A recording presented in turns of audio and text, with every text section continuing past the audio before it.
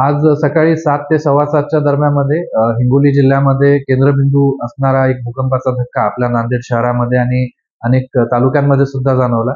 याची रिक्टर स्केलवर तीव्रता 4.5 एवढी होती.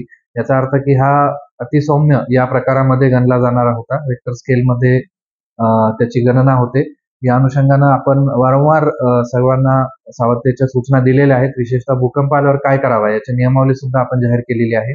आणि या विषयानं अधिक अभ्यास करण्यासाठी आपल्या स्वामी रामानंद तीर्थ मराठवाडा विद्यापीठातील भूगर्भशास्त्र विभागाची टीम आणि त्याचबरोबर नॅशनल सेस्मॉलॉजी सेंटरची टीम यांना सुद्धा आपण पूर्ण माहिती कळवलेली आहे.